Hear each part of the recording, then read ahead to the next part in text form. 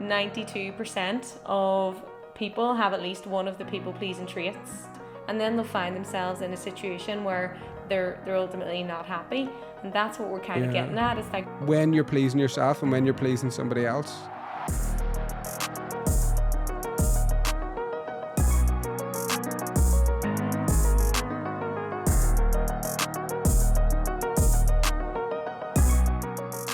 Hi and welcome to the Mindset and Marketing Podcast. My name is Matthew Toman and I am your co-host for today, and I'm joined with Sharon Kirkpatrick.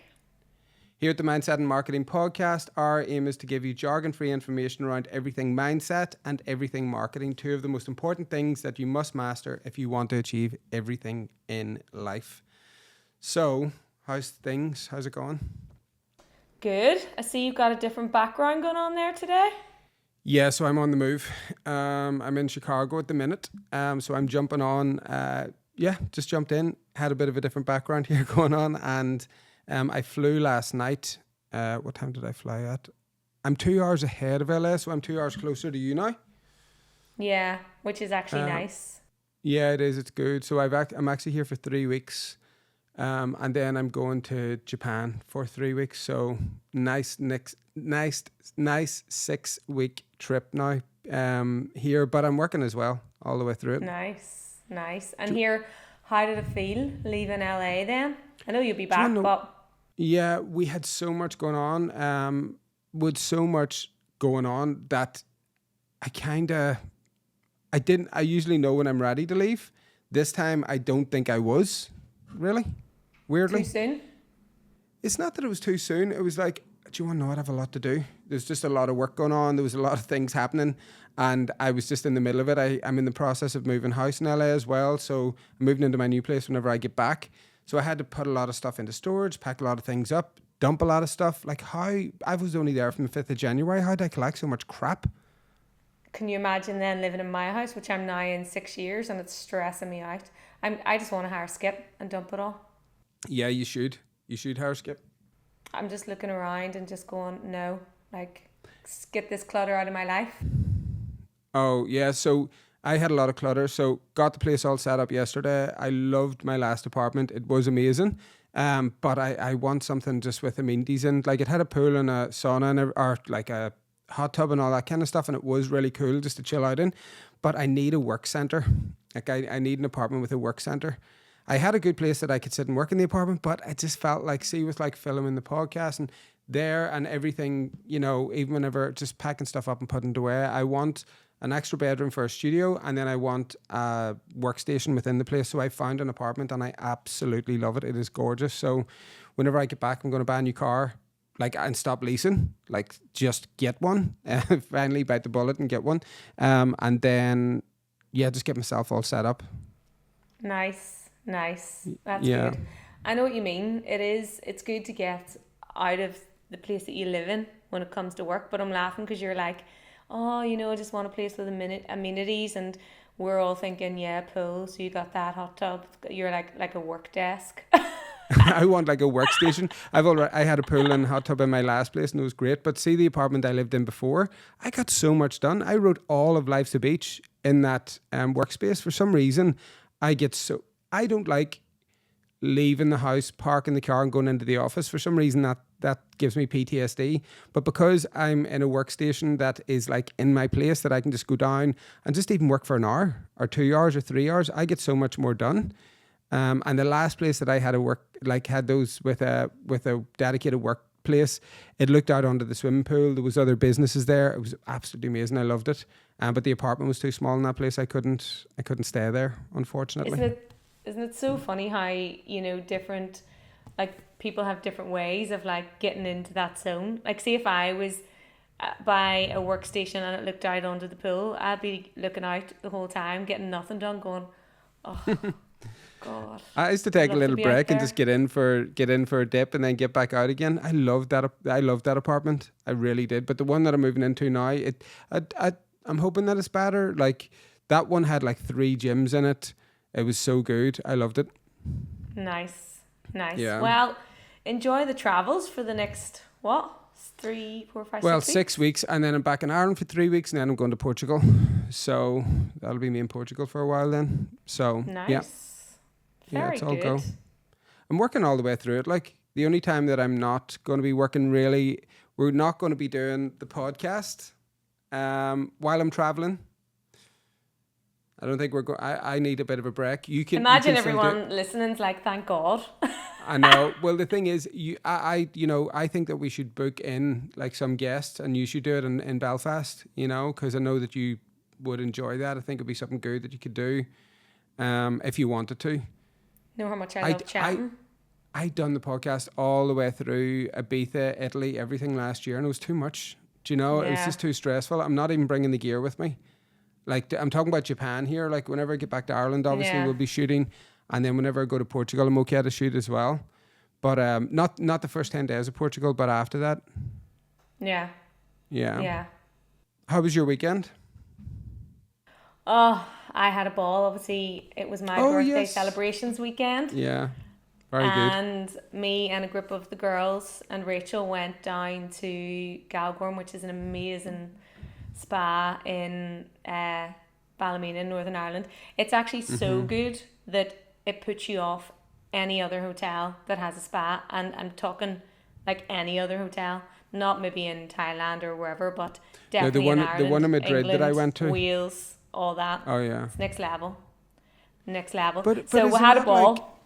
Is I sort of heard that place was like overcrowded though. Do you not have to like wait on things? No, because that was so. They've expanded because they were so popular. So now there's like loads of different places to go. You've got like loads of hot tubs. You've got little hot tubs where you can order cocktails to. You've got a salt room. Well, then let's go for a night whenever I get back then. Because the thing that put me off it, someone went to it and they were saying they had to queue up to get into a hot tub. That was me. That was probably you. That would turn me. I wouldn't be able. I'm like, no, I'm sorry, I'm not queuing up to get in where there's actually 100 other people been in there today. But we had a ball because I was just going to say, because on the Sunday we did like a log cabin with 8 of us, so that was a bit of a party vibe. And then the next day a friend and I stayed another night and got like a wee shepherd's hut. And it was very chilled and had nice food and wine. me and you do that. Let's do that. Let's do that whenever I get back. But I do want to say one thing that's really important for anyone listening. So obviously iPhones are waterproof, right? To an extent. Now, what not to do is what I learnt on Sunday. So had the phone around me, taking photos, doing all that, loving life. The hot tub, the steam, then the rain came down in the hot tub. Like all this stuff was going on where there was water everywhere. And that was all good. I then took the phone inside, kind of forgot about it. Didn't really say anything on the phone, to be fair. And I stuck it on charge and it fried my phone. So yes, your phone is a bit like water resistant, but you're not allowed to put it on charge when it's still wet. Okay. So, Jesus, Sharon. On Sunday, I was like, Sunday night I went, oh man. And then had to spend half an hour on the phone to O2 to try and get a new phone, which was the worst experience. Wonder what the iPhone, was it the iPhone 8 was the first waterproof one? Or was it 7? And mine was an 11. Like it should have been able to handle. I think it was because I put it on charge. I think the first one was like an 8, and I think I got this whenever I just opened the business, and like it was a big expense. I didn't have money just to buy a new phone if something happened, and I was in Camden Court going for a swim just in the morning just before I started work, and I was like, God, I'd love to test this and see if it's waterproof. What'll I do? And I had it, and I ended up going underwater with it, and all worked. I ended up videoing underwater. And I was like, oh my God, this is nuts, that it worked. But I was so nervous doing it. I'm still nervous about mine because I think if I look and see if it's got like a crack or something, Well, I never have put my phone underwater ever, even though technically it can do. But I'm like, I'm not risking it. Yeah. But it was the wine in, the wits out. So I put it on charge and that's what... And you know what the most annoying thing was? It was still receiving messages and calls and everything, but I just couldn't see them. It was a black... Why did you get a new screen? Why didn't you get a new screen? Because it's the second issue I've had with this phone and I can't be bothered anymore. I'm just but you should leave it in. You should leave it in now to get a new screen, then you'll have it, as a second phone. I would. That's what I would do. Honestly, if it's still making noise and all that stuff, then do it. Well, I had an interesting weekend. What did I do? I was filming One of a client of ours is filming a documentary. They've got like an amazing project, and they were coming out to LA to do business, and they contacted me and said, Matthew, would you get involved in this project? I was like, yeah, let me know what it is. We're shooting a documentary for BBC. I was like, okay. So they put me in touch with the guy, Nick Quick from the BBC. He's hilarious. He's mad. Even his name's kind of fun. Oh my God, he's nuts. This is for The Giant. It's this project. It's called The Giant, and it is like, it's so spectacular. It's not even normal. You know what they're doing. We done the touring head, done all the marketing for it, and I'm working with this client for like years, and we're doing loads of different projects together. But we end up coming out to LA, and we went to the third weekend of Coachella, but it's called Stagecoach, and it's country and western. What's going on with it? So it's not all the same artists as the week before. Like Jelly Roll was there. Like there was loads of different ones. I don't know who most of them were. Nickelback was playing. They were great. And we went out to that. So I was in, where was it again? Palm Springs. So I was in Palm Springs. The guys had like 2 massive hotels booked together. Really, really good vibe, good energy. Filmed a documentary. Filming one for BBC and one for Netflix. It was 2 at the same time. Slightly different stories, 2 different journeys, and just it was really, really great. It was brilliant. Now, what else did we do? We done that. Oh yeah, there was a chiropractor. There was a massage therapist. Like there was a massage therapist at the house for the whole time, and he ended up saying, I'd never been aligned. He said, have you ever been like had your back cracked? I was like, no, I'm getting nervous about that. Oh my God, he ended up aligning me. My whole body feels different. Every muscle in my body's like had to adjust. It's been aching ever since. And as soon as I feel a pain, I think I'm going to die. I'm like, okay, my stomach's sore. I'm going to die. You know, so I've been flipping freaked out for like the past 4 days, 5 days. You're like, what's that feeling? Here, did they do then the whole clicking and everything? Oh my God. My body was clicking. He clicked my whole neck. Oh, no. And my jaw. He said, your whole jaws are off. And I was like, okay. But see, my stomach now looks different, you know? Yeah, but I had to go to a chiropractor one time because I think it was like a repetitive strain injury from like just driving for 5 hours straight, and I couldn't get rid of it. Went to the chiropractor, and it was the most horrendous experience. Like, tell me how they practice that, right? So okay, they know what they need to do, but how do they practice all them clicks and all? I don't know. Like, that was the first time I've ever had it done, and I am in pain. Work. I'm still in pain though, so I don't know. But the guy was, he ended up giving us all this drink stuff. He said, I'll take a bit of it as well. I was like, you know, but it was funny. The whole, it was really, really good experience. The guys were really sound, and yeah, it was a good sort of experience. And I was working with Simone, who used to work with us. Actually, we took a photograph and meant to send it to you. Maybe I did send it to you, actually. Probably sent it to your other phone. No, don't think. Oh yeah, maybe. So did you get any like chill time? No. Oh, absolutely. So I was staying in a different hotel from them, and whenever I saw their hotel, I was like, whoa, this is like unreal, where ours was like, wasn't really as nice. But see, after spending the day with all them and everybody, like the energy and everybody going nuts, going back to my hotel was like going back to a retreat. I was like, this is like so perfect. Hotel was fine, by the way. Like it was totally fine. It was really, really nice. It was in Palm Springs. But no, we had really good downtime. And because they had all like, you know, stayed up late after, because I'm not really a big festival goer. Do you know what I mean? Like, I enjoyed it, and I enjoyed seeing everybody, and I loved like the whole atmosphere of it, and it was really well organized and put together. We had like VIP access to parking and stuff, and then we didn't really have to queue for toilets. Like, it was all like, we had a really, really good experience. Yeah. You know, we were well looked after. The people that we were there were so amazing in what they're doing and what the movie's about, and I'm excited for everybody to see it. When can we expect to see it? I don't know. I've got a call with Nick tomorrow morning, my time. Quick. So yeah.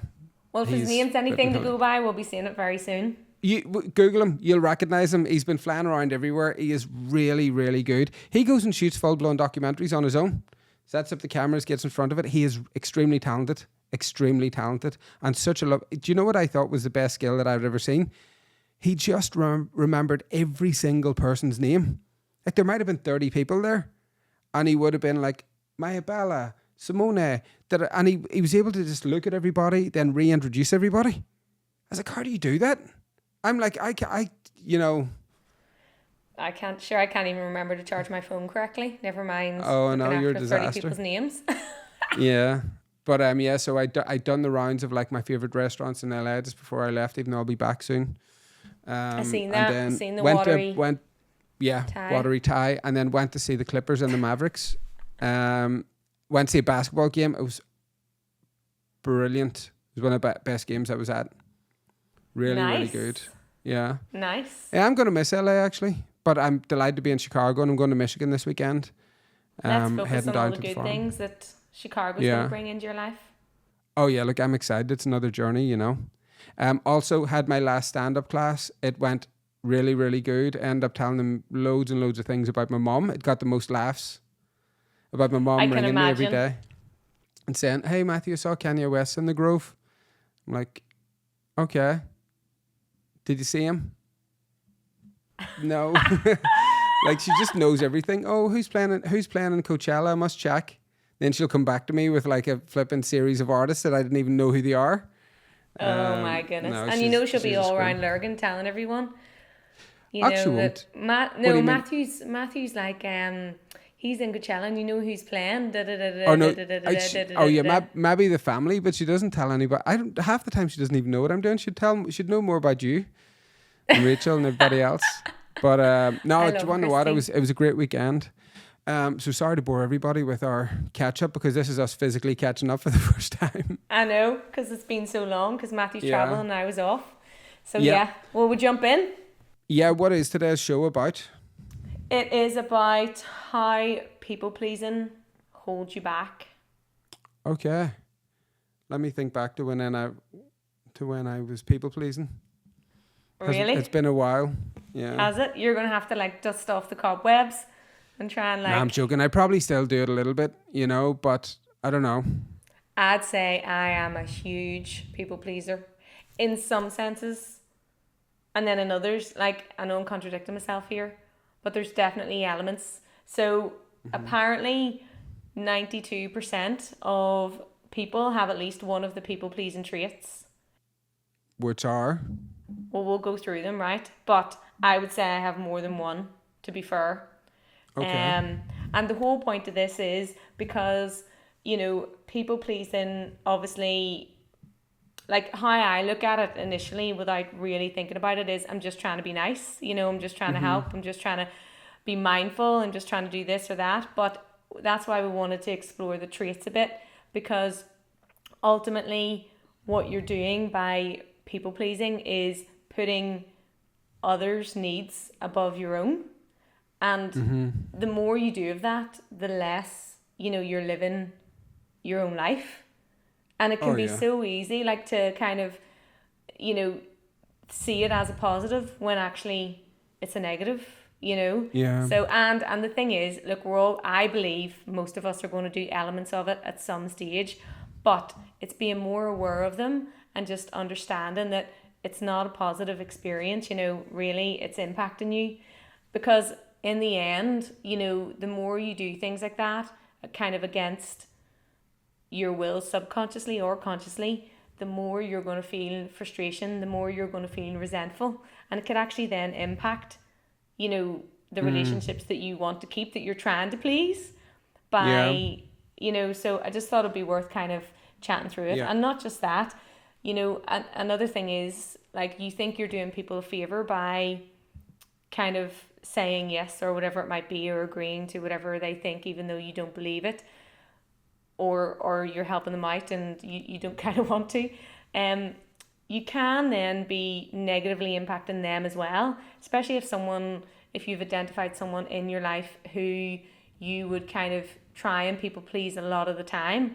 Well, if you keep doing that, you're kind of not allowing them to, like, you know, figure out their shit and their abilities to kind of deal with things and handle things. So I just thought it would be worth going through some of the traits and let's help identify those issues. Yeah, because I think time.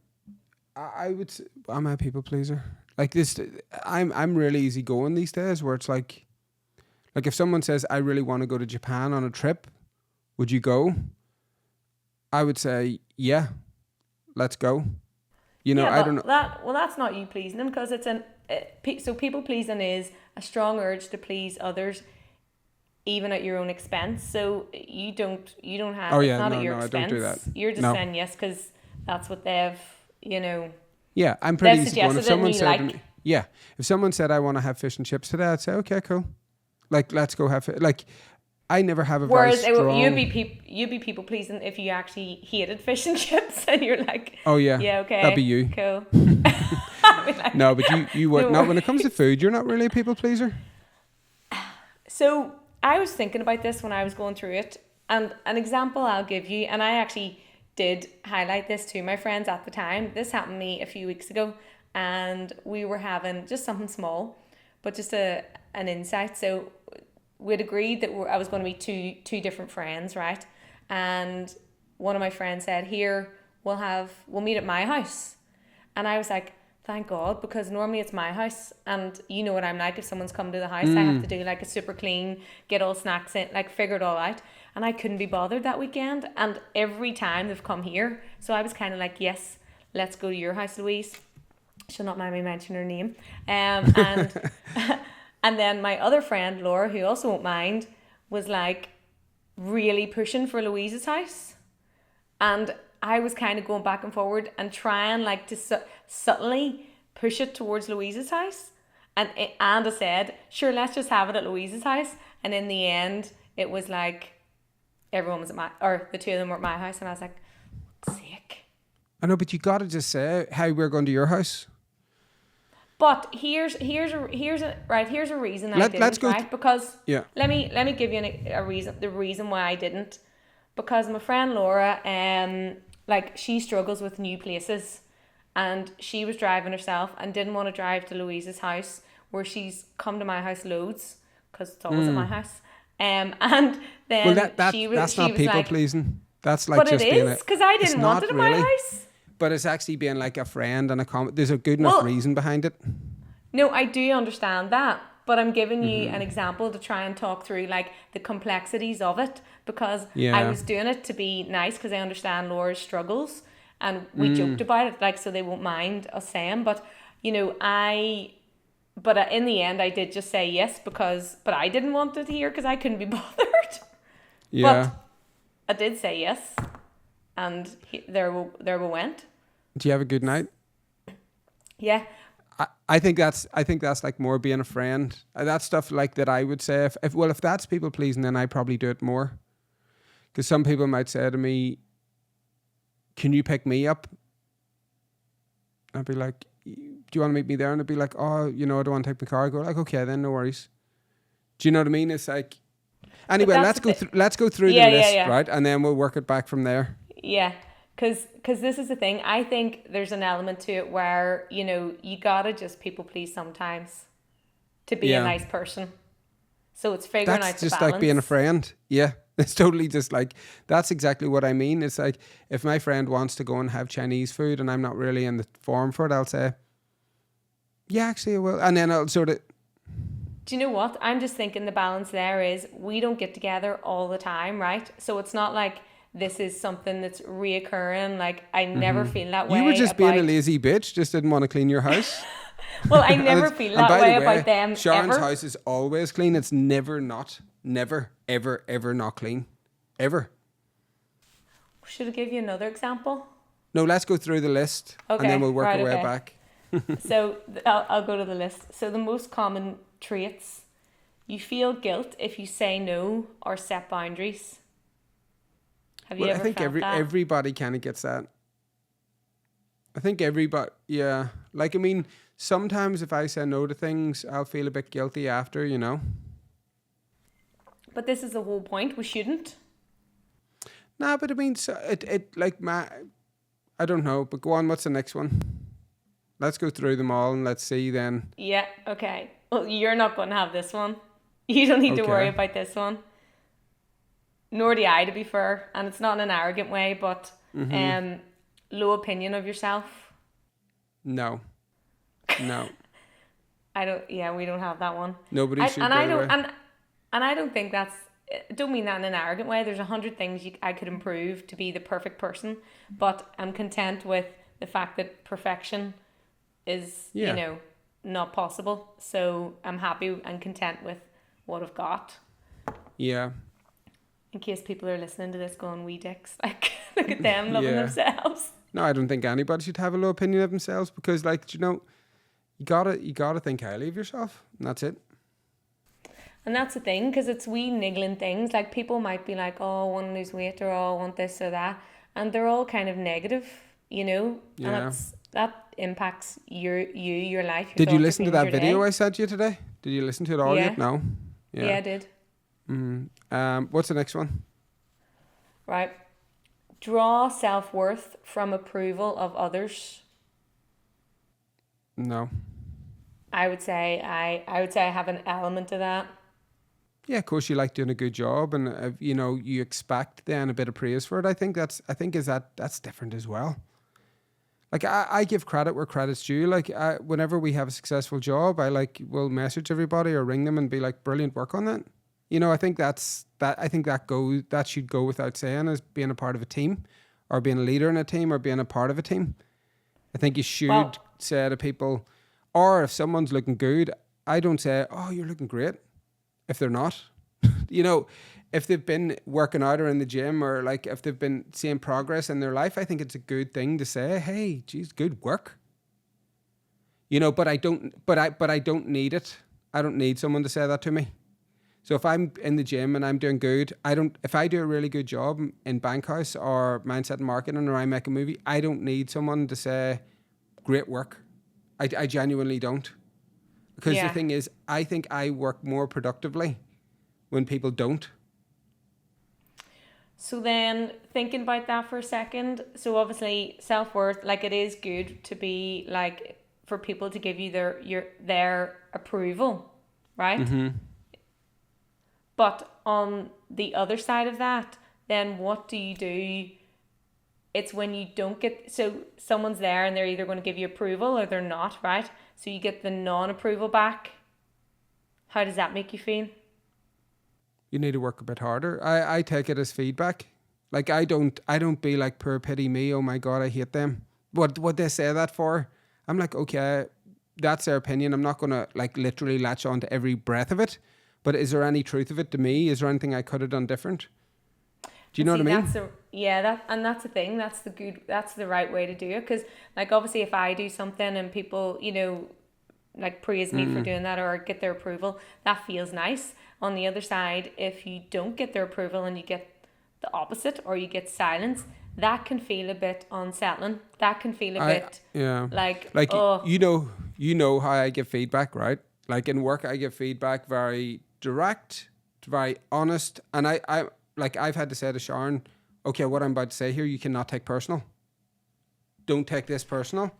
And then start to talk. And I think by me saying that, it does actually level it out. But you're like, okay, I won't. And then at the start, I think you found that a bit weird, did you? Yeah, well, initially I was like, taking it personal. Shit, what's he about to say that's going to be super personal when the sentence starts like that? But I think you are right, you know, because then you kind of learn it's not about you necessarily, you know, there's so but normally when someone's given a the reason why I said don't take it personal, because it wasn't personally about you. You were taking things like, if I had said, listen, here's the feedback from that job. Now that job might have had 5 different people working on it, but you were taking every bit of that on yourself. You were like, but I checked it before I went out. And I'm like, no, it's not about you. It's like literally how the client received it is different than, you know, so I had to say, like, stop taking responsibility for 5 people. Like, don't you take this on, what I'm about to say. And like, I think that if we give this feedback, then we can adjust it so we can know for the future, and it just moves us along faster, opposed to me not saying anything and being like, okay, I know, you know, and then no one learns or grows. But I haven't had to do that in a long time. Like, it was only at the start. No, but that's a thing, you know, because you don't even realize you want approval, or you don't even realize you need it. But until you kind of get the kind of opposite of approval back, especially I would say in terms of self-approval, or approval from others. In my personal life, I'm probably okay there. In my work life, that takes a lot more work for me, and especially whenever it first came to working in Bankhouse, because as an agency, it's a creative environment that we're in. So it's not black and white. It's not, here's the job, black and white needs done, and then that's it. It's all subjective. It's all like, what's your vision, what's your vibe, and get you know, and our creative and our insights might be different than a client's. And the first time, you know, I kind of got feedback, is like, hold on, what? Because I came from, you know, industries where you tick the boxes and that's it, done, but not when it comes to creatives, you know. Yeah. So then that took me a long time to like figure out that, you know, it's not like you say, it's not about me, it's not about the job I've done, it's not about all of that, you know. It's about people have different opinions, so why would you then, and that's okay. So it's actually a bit self-involved to then expect everyone to be approving of that's everything that you do. Absolutely, that's what I was trying to say to you. Okay, so you don't have that one. The way that I look at it is, it's all so subjective, you know, especially when it comes to, you can watch a video, like I sent you a video there, I said, look, can you throw your eye over this, because I can't work out where we go with this.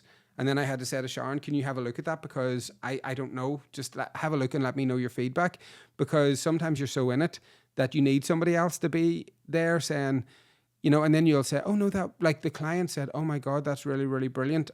I'm going to say to you, look, I think we need to change something in this. Let me know. And there's something not landing for me. So you do need other people's. And then whenever you finally have 3-4 people involved, and then it goes to the client or goes to the editor or goes to whatever, then their opinion then comes in, you know, and then they could be like, what are you doing? So I don't take offense to any of it. I used to. It was a bit like you at the start. I got too emotional, too close to it, where now I'm like, okay, no worries. Well, let me know what you don't like. Let's look and see what you don't like. You know? Yeah. And I also think like a valid point there is, you know, if you are in a position where like you feel like you are constantly looking for the approval of others, it's kind of just trying to think about, you know, why that is, and then like look back in that, and kind of the way you said about me there, like a communication is a good one for that. You know, like saying, so normally someone makes you feel like shit, but or someone makes you feel great. Like even chat to yourself in your head. That made me feel really great because, like, why I did it, you know. Yeah. And then like try and just figure out what it is, because the client gave me good feedback. What does that mean? Because I'm doing my job right. What does that mean? And then reverse it and go, well, am I not doing a good job just because I didn't get good feedback? No, it's actually makes sense that, you know. Yeah. And it's a but two-way also street. I wanna know straight away with the clients what they don't like, because you want to stop. See, with anybody who's opening an agency or owns an agency, you got to stop immediately doing what clients don't like, because if you continue to do that month on month, it's just going to get great on top of them, on top of them, on top of them, to the point where they're like, okay, they're not getting this. So I want to know early on, what do you not like about this? Yeah, and see, even like, I think, you know, see, even what you were talking about earlier, and this is on the personal side of approval from others. You know, whenever friends will like say, oh God, you look great, or have you lost weight, or something like that, I will never say the words, you look great, have you lost weight, because I'm just so conscious of what that could mean for that person, you know, because some weight is a big thing, and you know, some people might try really, really hard to lose weight and be really struggling with that battle, and then get a wee bit of approval because your self-esteem's so low when you're trying to get your body in a better shape, or you know, you're struggling with weight, and then to say those words just really affirms to that person that, see, this is what I should be doing, and they might not be happy. Oh yeah, no, I said this the other week on the podcast. I went out to my friend and said to her, you know, you're looking great. And then I actually would never say, have you lost weight, ever? Like, I don't say that. But I was like, have you lost weight? Like, I literally couldn't hold it in. She was like, yeah, 30 pounds. Because she was on those unpack, and then told me the whole thing. You know, she's on this like weight loss medication. I'm like, you look amazing. But she's speaking open, like she speaks openly about it, you know. And but I couldn't not say it in that instance, because it was so drastic and was so good. I believed she would have wanted me to say it. Well, and that's the thing, they do, right? But sometimes, like when I was doing that counselling before, you know, whenever there's like like eating disorders or anything like that to do with weight. There's like a control thing that comes with doing all of those different things to lose weight, and it's like you shouldn't really comment on. I need to stop complimenting people. You need to stop complimenting people. And you need to just say, here, it's brilliant to see you. How do you feel today? But that's hard to do because it's not a natural thing that you do. No, I'll say that. So hold on. We've got a few to get through here, so I need to jump on. Okay. You need people to like you. No. Kind of similar. No. When someone... Oh, right. When someone doesn't like me, I'm raging. People don't not like you, though. You're really sound. Some people don't like me. There's a couple of people who don't like me. And I'm like, hold on, why? Like, I don't lose sleep over it, but I want people to like me. See, whenever I was in school, right, I would have went through school and then years later, I would have been at a party with someone or started working with somebody. And this one guy, I nearly said his name there, he was in a different school than me. And whenever I met him, he said, we started working together in Geno's and we got on brilliant. I used to drop him home. We used to pick him up. We used to have the crack all day, all of us in the shop. And he was like, do you know, Matt, I actually, you're really sound. What was the term he said to me? He said, I actually thought that I forget what the term was, but it was actually meant as a compliment, but it was like one of the most not compliment things ever. It was like, you're actually really sound. I thought you were a dick, essentially. And I was like, oh, thanks. And see, if I've had that said to me once, I've had that said to me 100 times. I swear to God. Just from the get-go, people had formed an opinion. Then whenever they got to know me, they're like, oh my God, you're actually really sound. I'm like, thanks. Like, yeah, thank cheers you. for that. Appreciate that. Thank you very much. So because I've had that from so young, I don't really care. If people don't like me, they don't really know me. Yeah, and the thing is, if they don't like you... Or they do know me and we don't align, and that's okay as well. And the thing is, if they don't like you, well then, do you really want to be spending time with them? What anybody thinks of me is none of my business. Whatever they think of me is none of my business. It's fine, And I don't think I would try to get someone to like me. I think about a stage now in my life where I'm actually like so brutally myself. I don't care, Now, where this gets tricky is when it comes to like work relationships. If there's somebody that doesn't like you and trying to manage that relationship where you have to spend your whole day and where you earn your money to I had a supervisor that did not like me at all. Like he said, whenever I left the company and went to go back, he said, oh, it's not going to be the same. He wouldn't let me back for ages, and then he finally let me back, and then I wanted to transfer to Dublin. He said, no, you can't leave, and I ended up having to have a notice in and everything. But I just saw that as a reflection of him. I just laughed. I just thought, do you want to know what? Why are you so bitter yourself? Do you know what I mean? I just thought to myself, why are you so bitter, essentially? Because I don't know why. He just, because he said, you think you can do what you want? But I probably was, coming in late and going home and taking days off. I did not care. I just wasn't built to work for somebody. It's not...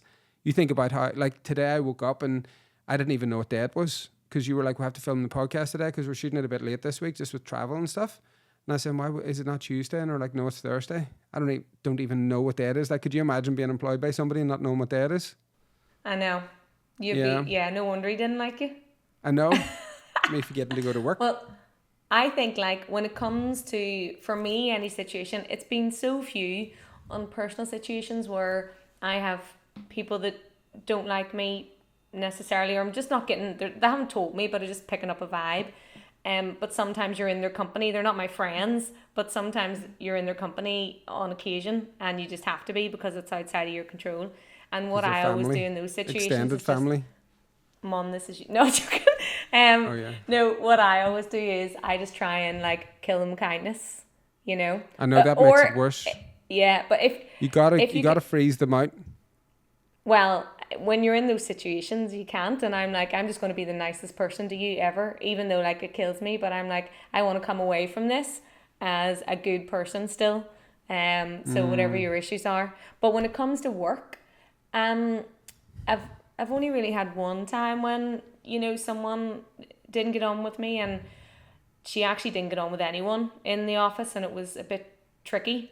Because you just felt like crap all the time going in, and it was horrible. Wonder what she was going through though. Well, that's the thing, but at the same time, like I tried to have a conversation with her and just say, like, what's going on. I feel like there's a lot of tension. There's it's not fun to be here. How do you feel about it and all? And she kind of just brushed it off. Like, what are you talking about? I love this place. Well, everyone else was like in pure misery. But I think at some point then, if it's really impacting, because you have to be there every day, and if you can't figure out how to get on with each other, and like this one was verging on bullying in a way. So at that point, we brought it up to management and it was addressed then. But life's too short to spend most of your day with people that make you feel like shit. That's why, like, I have Sharon working for me, because everybody likes her and she gets on with everyone. And the people that I don't, the only person I have to get on with is you, really. Because you deal with everybody else. And I think that's how I've done it, because I think whenever I work directly with the team or directly with the clients, it does become a bit emotional. And I'm like, whereas like they have to be heard, you have to be heard, where I'm much better out of the way. These couple of projects that I'm working on, the skin line, skin product, like the documentaries, I'm off making money for the company and not really dealing with anyone. Yeah. Do you know what I mean? What's the lesson there for everyone?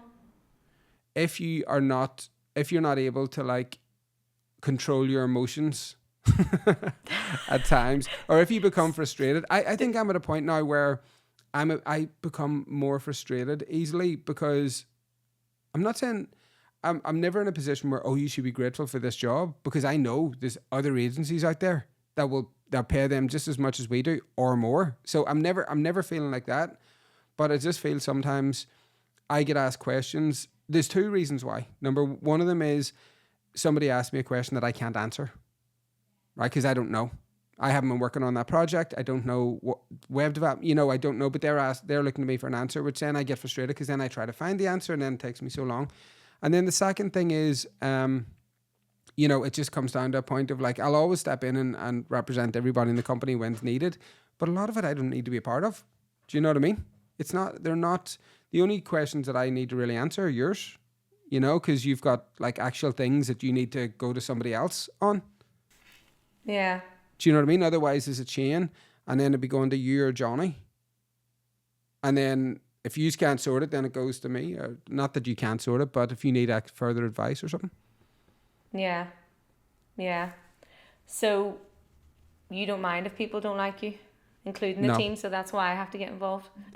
The team, I love the team. They do like you though. And I don't know if they like me or not, but I don't really mind.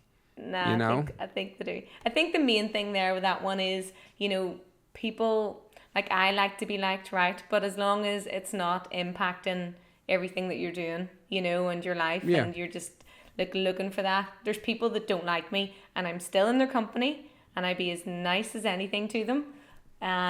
Do you know where I'm at? I'm completely and utterly oblivious. I don't even realize. You don't know. That's how far gone I am.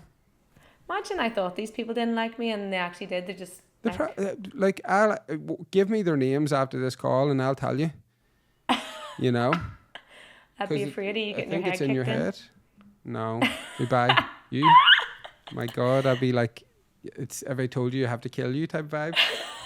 Yeah. Do you forget where I live? Northern Ireland. Right, hold on. So the next one is you're quick to agree even when you don't actually agree. I do that a lot because I couldn't be bothered with the hassle. I'm not doing the people please. I'm just doing to sort of wrap that up and just move on. But if you do that all the time, I don't do that over things I really care about. What message are you sending out? Yeah. I don't do that over things I care about. If I want to do something, like, I will do it no matter what. I won't even ask for probably approval. So, but if someone, as I said to you, if someone says, I want to go to Spain, I'll be like, okay. Do you want to go to Portugal or Spain? I'm like, well, I like both. So, you decide. Well, that's you're not agreeing when you don't agree, you're agreeing or you're not agreeing because you don't care. No, this with my mom sometimes, and with my dad. Like my mom would say, "I want to go to this restaurant," and I don't want to go there, but I'd say, Yeah. "Yeah, no worries, all good," because it's just it's not. I'd rather she was happy than me. Yeah. You know, and then sometimes I'll say, "Do you want to go here?" Like, and she'll say, "No, I want to go there," and she's very adamant, and I'll say, "Okay, no worries." I think, that is people pleasing. I think that probably comes down to the person. Do you want to make them happy? And mine, whenever I people please in that direction, is usually whenever I actually want to make them happy. I'm not doing it, or I don't care enough in the situation. I'm just like, okay, let's just get moving. That's the thing though, like, because I'm the same, like I don't really agree to things. I wouldn't agree to things unless I agreed with them. I don't think. I can't think of anything I can't think of anything jumping out that I would agree to that I didn't agree with. But at the same time, I'm like you, I'll agree to try and just, because I want them to be happy or that to be happy. So it's more about, trying to ensure that you've got a balance with it, because there are people who will just agree to everything that someone says. Yeah. Oh God, no! Don't do that, people. Don't do it. But that's the life's thing, too short. and I think it is worth like checking in on that, because this comes from a lot of the people pleasing things come from like a lack of confidence in yourself and a lack of self-worth. So if any of these traits are sounding familiar, it's okay ad hoc that these are happening. But if these things are happening all the time and you're constantly agreeing with one person all the time or several people all the time, that's so damaging. If we were agreeing to, like you mentioned with the food, like we go to Philly Italia for any time Pete's going for dinner because he loves Philly Italia. That's the thing. My mom used to do the same. Yeah. But that's one person, and we go out twice a year or something like that. And that's fine because we know they'll be comfortable there and they like the menu, and that's fine. Even though you caused a whole scene the last time you were going, you're like, I don't want to go here. I'll tell privately? you a really funny one. Oh no, to me I'm talking about. Yeah, I was talking to Daniel's moving to Silver Lake whenever he goes back to LA, right? So I was looking at apartments in West Hollywood, really nice, they're kind of central, kind of like it's facing the hills, it's lovely, And I was saying, I'm going to move here, and he's like, what are you moving here for? Why don't you move over to Silver Lake?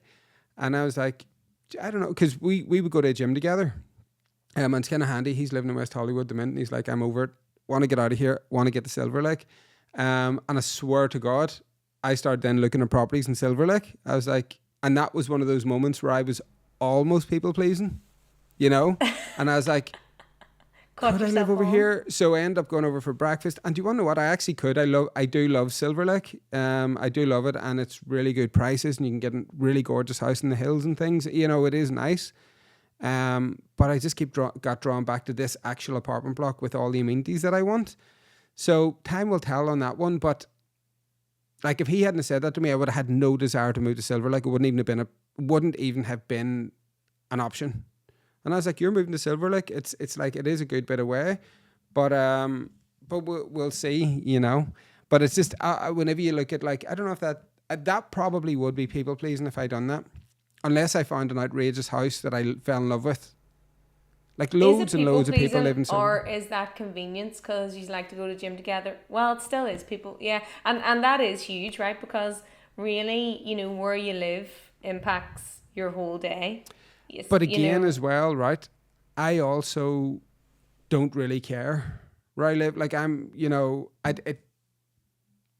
like if I found an apartment block, like I saw, for example, I said, do you want to know what?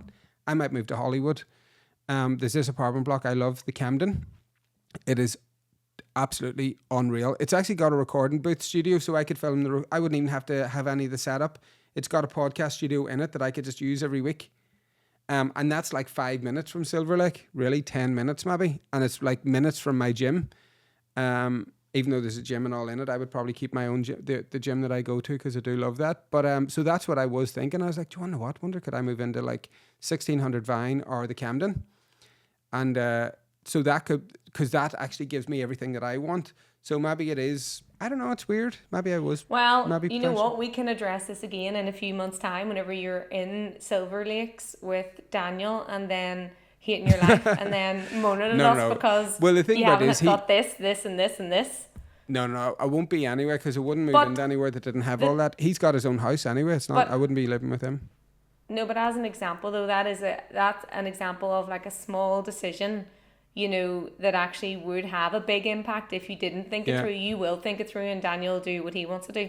But if you just went with it, which a lot of people will do, you know, just for convenience or just because they're not strong enough to kind of lead with a decision, you're not that person. But people will do that, and then they'll find themselves in a situation where they're ultimately not happy. And that's what we're kind of getting at. It's like trying to understand, you know, the impact when you're pleasing yourself and when you're pleasing somebody else. Because well, I actually had major reservations about moving to Highland Park, and then whenever I got there, I was like, I love this. Like I actually loved it. We had like a big house in the hills, and it was like such a class area. But then I have to admit, after a while, I was like, okay, get me out of here. But I'm like that about loads of places anyway. So I don't know. There's loads of different options with that, I suppose. I think the main thing is, you know, that there's loads, like, it's just figuring out if you're doing all of these things more often than not, the chances are you're not living your best life and you're actually feeling quite shit because, you know, there's confidence issues there that you kind of need to work on. Of course, we're all going to do elements of it. But I know loads of people who do most of these things all the time, and it's sad. Yeah, you know, it's crazy. But there's a few more. We don't have much time left, but I'm going to have to read these other ones out. I'm on like 9% battery, so yeah, let's go. Read them. Right, and I'll say I'm just going to read them out. So, if you acknowledge any of these things, you avoid arguments and conflict, feel bad about saying no, say sorry when no apologies required, make excuses for faults of others, and feel burdened by the things that you have to do. So you said yes to doing something, you don't really want to do it, and it actually, you feel like stressed, burdened, burnt out, whatever about those decisions because you're trying to help somebody else. And again, all of those things, like, if they happen every now and again, that's fine, because to me that's being a human. Can I just say we all do all of these a bit, like, you know what I mean, we all do, but it is just how much of your own happiness are you sacrificing to do this for somebody else. And one thing that I learned like a few years ago was, you know, that apology one, saying sorry when no apology was required.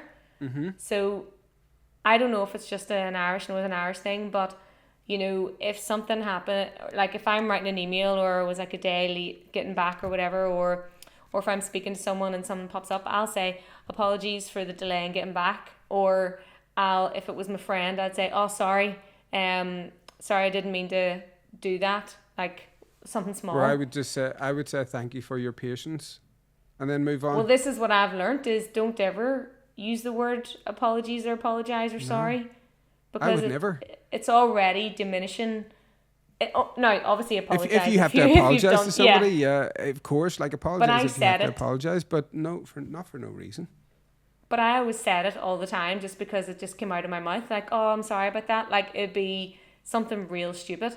But see all them wee sorries and all them apologies that you're writing or you're saying, they're actually subconsciously you, like, taking responsibility for something that you haven't done. Only, of course, if you haven't. So that was it. Like, I stopped doing that. And I still will write an email sometimes and have to delete apologies because I'm so used to doing it. And I was like, get that out of your head. So just a small tip to like help reset and reframe. With all of this data now, are you a people pleaser, yes or no? I would say 30% yes, 70% no. I would say you're 70% yes, going off those. Or no, if you're taking them out of 10, then you only like three of them are yours? 3 of them are yes? I was thinking more like 30% of my life I'll people please, 70% I'll do what I want. I was going to say I people please 30% maybe. I thought that. Oh, well, if And you're 30, then I'm 70. I was thinking, well, I would say maybe 10 then, if that's the case, or maybe 5. But I think more for me. Like I do people please in certain areas and it is because I don't really care as much, you know. 1. So the takeoff from this is that we all people please, and it's on a scale of how much, you know, and how much of your own happiness you're sacrificing. I think that's one of the reasons why I'm single. I'm just not prepared to sacrifice for a partner, you know, anything every time ever. I do. Well, you know, there have been a few contenders, and I just felt like I was sacrificing too much of my life to be with them. I really, really was into them, and we had a ball, and we're still friends. But I just wasn't prepared to lock down into one country and just stay there because they hadn't got the possibility of traveling and moving. And maybe I'll look back at that at some point and say that was wrong, but I don't know. Well, do you know what pisses me off about all of this? Mm-hmm. The stat is 56% of women compared to 42% of men describe themselves as people pleasers. Okay. And I believe that 100%. So I just want to end for the women out there and just kind of say, look, it's not on us. Let's get our confidence. Let's get our self-worth. And let's say no when we want to. Show kindness when you mean it. And put yourself first a bit more. Like, one tip I wanted to say was, because when I was researching, I thought this was quite good for people that are really struggling with, like, they're maybe doing this, they find themselves people pleasing 80% of the time, which is a problem, is sit down and figure out your non-negotiables. Mm-hmm. You know, so you've got all those traits now, like, you know what they all are. Like, sit down and figure out, if you could think about it before you say yes, before you say no, before you agree, sit down and figure out the core values, the core things that you know that you shouldn't and don't want to shift from. And then try to slowly start pushing back a little bit. Or just go in like a sledgehammer and just push back immediately. That could be the other option. Just take them all out. Well, the thing is, do you know what? People who there's backlash to this are mostly not supposed to be there in the first place, you know, taking advantage. Look, I mean, I've learned that a lot over the past few years. I've been like, okay, I've maybe went years and years in the wrong direction with things like that. But look, you live and you learn. It's all about the future. It's all about tomorrow. It's all about the next day. So you can just move forward. It's all about you. Yeah, it's all about you. On that note, I will see you in probably 4 weeks. Sharon might be back sooner. There's a couple of people definitely that I think that you should interview. And we'll just set up with the videographer and get a location and maybe just bang 3 out in one day. You know. And guys, Sharon really loved that. If anyone is listening to this and wants to jump on the pod with me, the requirements are this: either you have an online business and you want to talk about that, or you're into mindset and you want to talk about that. Yeah. Or if there's a topic that really you thought that you could talk about, you know, there's loads of things. I don't know, Coachella, Jelly Roll. There's loads of things. So that is what's going on. So I will see you not on the next one, but I'll see you when I see you. Thank you for watching, as always. Thanks. Bye. Bye.